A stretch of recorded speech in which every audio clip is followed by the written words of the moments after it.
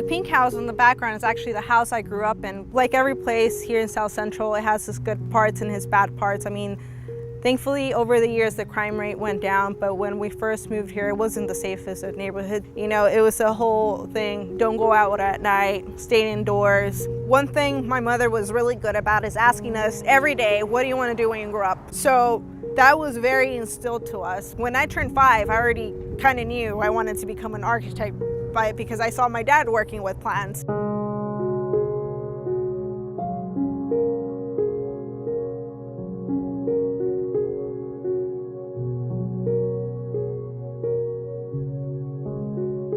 I've definitely had a lot of favorite teachers in the past, but one of the most memorable is Mr. Romeo Vera. He was actually not even an academic teacher. He was my band instructor when I was in the marching band in high school. One of the most important things he taught me is definitely leadership skills. When I was a senior in high school, they gave me the position of being the drum major, which is the lead for the marching band. And for the first time, I don't know how many years, they actually let me direct and take over the band completely. So they weren't the directors while we were performing, I was. Never done it in my life.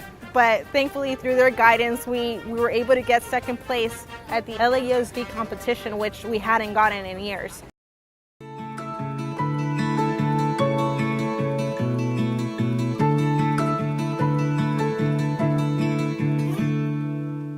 One of the things, the life skills that Romeo Vera taught me, and I still think about it every day when I need to make an appointment, he told me, if you're on time, you're late. If you're 15 minutes early, you're on time. That's something I stress a lot on my job site, is discipline. I expect everyone to follow the rules. I expect everyone to treat each other fairly, like he taught us in our marching band. And it goes a long way. It's not something that, you know, you teach like math or something. It's something that you learn as you do. And he was an excellent guide through that.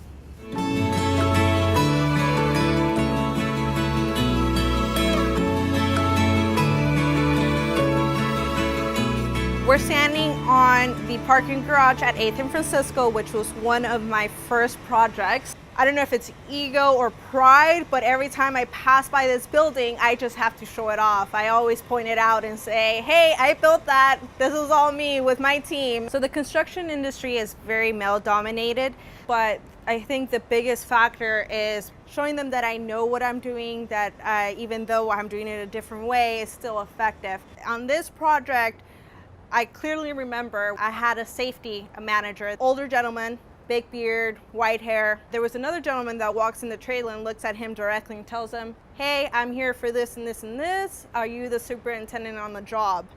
And the safety manager told him, no, she's in charge. She's the superintendent job. And I clearly remember his face completely changing and saying, what, she's in charge? And thankfully he was very amicable and nothing happened, but some of those reactions I keep getting even now.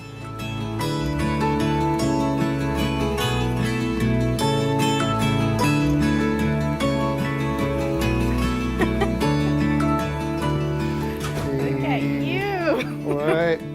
Hello. Tell me about you. How did you get to where you are? I hear some great things. Oh, well, after going to USC, I actually I joined a general contractor. So now I'm a superintendent for them. So I help run the field divisions for them, make sure that things are constructed well and, you know, they get built right. So yeah, I love what I do. Definitely senior year is one of the most memorable years I had with you guys when you guys let me be the official drum major, where I think it was the first year you guys let anybody conduct, right? You know what? I think we never have since then. Really? Yeah.